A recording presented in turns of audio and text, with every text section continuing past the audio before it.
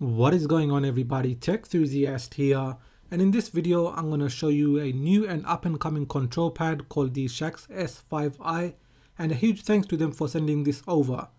Okay, so the first thing you'll notice is the box looks very basic, and that is because they went eco-friendly. So on the front there is a rough picture of what the control pad looks like, but it doesn't do it justice. Turning to the side, there is another picture, and you can tell this is a telescopic control pad. Now if we move to the back of the box, there are a few illustrations of the devices this control pad is compatible with. Firstly, we have Windows and Mac, next Android and iPhone. The Bluetooth icon indicates this is a Bluetooth control pad and not USB. Okay, so this icon, I'm not sure if it's meant to be for multiplayer. There is also Rumble support, which is very cool. And lastly, I think this is a charge icon, which means you can play and charge at the same time with pass-through. There is some text on the right which is Korean, so I'm not sure what it says exactly. So without further ado, we'll get into the contents of the box. So the first thing we have is a pouch, which is very nice to have. Here is the controller, which we'll take a look at very soon. There is a USB-A to USB Type-C charging cable. And lastly, a circular D-pad attachment. Yep, you can swap between the cross D-pad and the circular D-pad, and this looks a lot like the Xbox One Elite controller D-pad.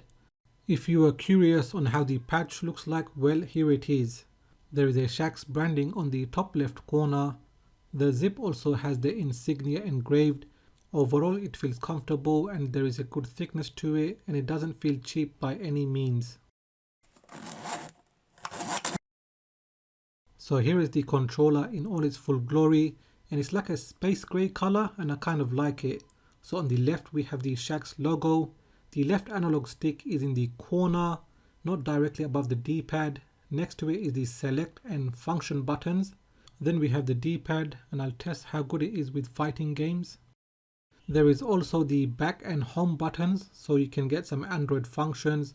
The right analog stick is somewhat parallel to the D-pad. Then we have the power button indicated by the logo. Then also the start button. You'll notice that the face buttons, they mimic the Xbox controller style, including the color and naming. So on the top we have the shoulder buttons, so you have the L1, L2. Then we have a USB Type-C charging port, so that's great to see here. And again we have the R1 and R2. So one thing I want to mention, that the L1 and L2, they are digital. And then the L2 and R2, they are analog. And you can see a little demonstration of that later on in the video. At the back you can see that it says powered by Qualcomm. So what that means, that the Bluetooth latency should be very minimal. On the left side you can see the different pairing modes you can put this controller in, starting from the top: Android, Windows, Apple, and mapping mode, which you will see shortly. Lastly, at the bottom is the Bluetooth pairing button, which you will need when you switch between the different devices. This control pad has rubber grips. There are also vibrating motors under each of these grips. When closed, the control pad is definitely on the compact side.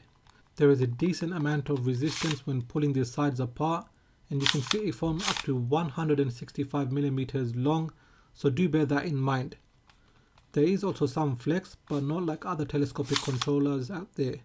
Alright, so I'm just going to try to put in a phone here. So I'm just going to open it slightly. Grab my OnePlus 7T. So it's in. So I'm just going to slide it down, align it. And yeah, this went in quite nicely and smoothly. Now if we look on the top, and then at the back, so it's a nice snug fit, and yeah, this is what it's going to look like if you got a slightly large phone like a OnePlus 7T.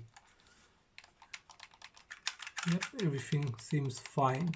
So we will be testing some games very shortly. Okay, so now I'm going to pair the device. Firstly, you will need to power on the controller with a short press on the power button. You will then see blue lights flashing on the left side. Now you're going to go into the Bluetooth settings, enable it if you haven't already. Tap on paired new device. It's going to start searching for the controller. Now if it doesn't find it in the first instance, what you want to do is press and hold the Bluetooth button on the bottom for a few seconds. You'll then see the lights continuously flashing. You should then find the Shaks controller on the list, tap it, and then tap on pair. The lights will stop flashing and you will feel a small rumble, so you know it is connected. Okay, so currently we're in the Android mode and I just want to show you a few settings. So if you go to settings, function key settings. Now this is the function button here. Now depending on what you press, so we've got the function off, turbo, sniper, mouse, camera, phone and media. Now if you come out of there, next one is gamepad settings. So you can set the controller to go to sleep in 5, 10, 30 or 60 minutes. Then adjust the LED brightness. So we've got the name change, remove gamepad and reset the game settings. So the next one is gamepad test. I'll show you that in a bit. We've got firmware updater. We're currently up to date. And then we've got settings. Again, these are some like anonymous settings you can have. But anyway, let me show you the gamepad test. So here, if I just bring it up slightly, if I move these, you can see right here everything registering up, and again here even the clicks. Then we've got the face buttons as well as the start, select, L, B. Now one thing I want to show you is these analog sticks, so pay attention. Can you see?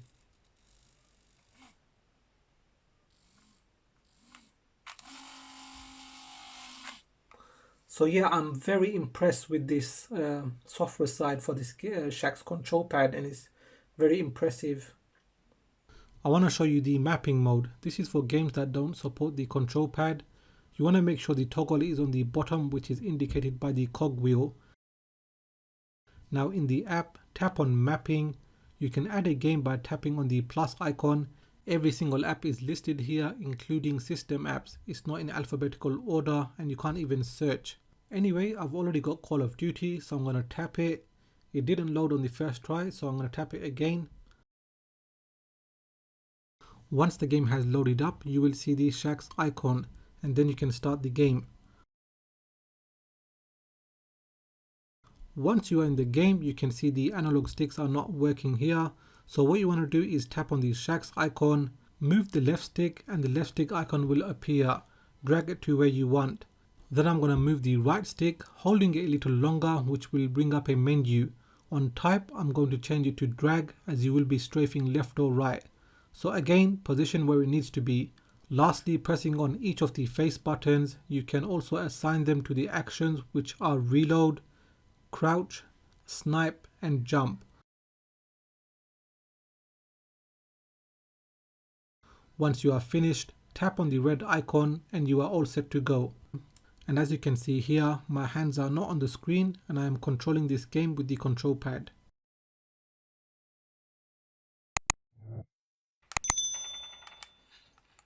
Target's in sight.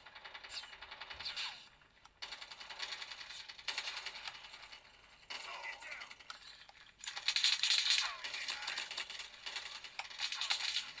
Tango down. Next up, we have a Nintendo 3DS emulator, and some of these games are hard to play with the touchscreen controls, so you can use the controller. You don't need to be in mapping mode for this, as the controller will work in Android mode.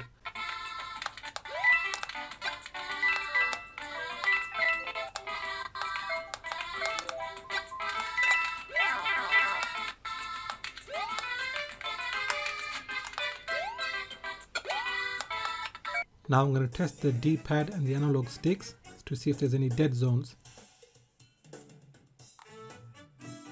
So the D-pad seems to be fine. Now moving on to the left stick, so I'm going to jump up straight first, then move slightly towards the right. So it takes a little bit of effort for it to jump to the opposite side. Now I'm going to do the same thing again, jump up straight, then move a bit towards the left. and as you can see there seems to be quite a bit of a dead zone on this analog stick. Now I'm going to try to do some special moves and super moves, testing with the D-pad and the analog stick to see exactly how good they are.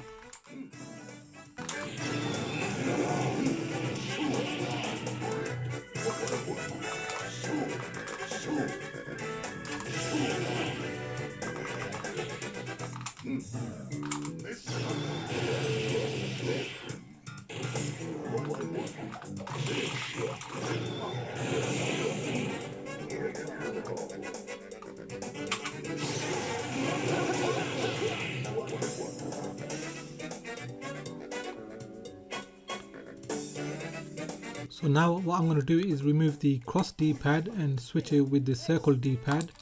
The cross D-pad comes off with a little bit of effort.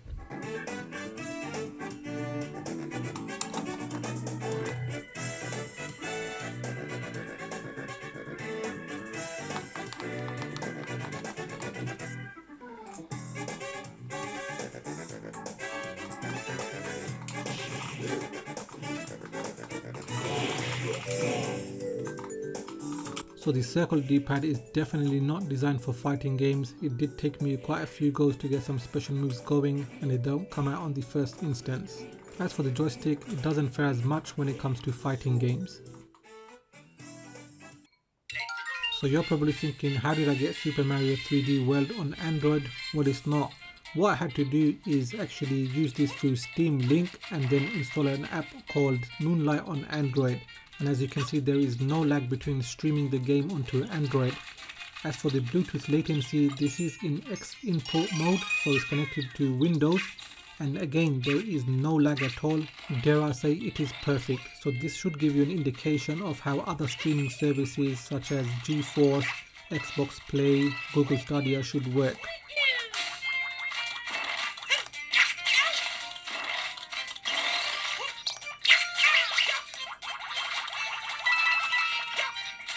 The control pad is definitely one of the better ones out there. It doesn't look cheap, all the buttons are responsive, but they have a click to them instead of being soft. Now if you're into fighting games, then this D-pad isn't good as it takes some effort to pull off special moves. Also, it would have been good to have all the trigger buttons the same size. Where this control pad excels is the multi-device compatibility. The companion app, it's very comprehensive and the mapping is well thought out. When I was playing PC games and streaming, there was little to no lag at all. As for the pricing, it costs $70, which is a bit on the expensive side. If you are playing fighting games similar to Street Fighter, then I can't recommend it. But if you are playing any other games like FPS or driving games, or if you wanted to play on the PC or game streaming, then this control pad is very good. The companion app and the mapping is very good. Latency is really low and I haven't seen anything like it. Anyway, that does it for this review. If you have found it helpful, do let me know in the comment section. Now, if you have enjoyed this video, give it a thumbs up. If you are new here, then please do consider subscribing as I have more videos coming up. So make sure you hit that bell icon so you get notified as soon as I release my videos. Please do follow me on Twitter and Instagram. And like always, thanks for watching and I will catch up with you in the next video.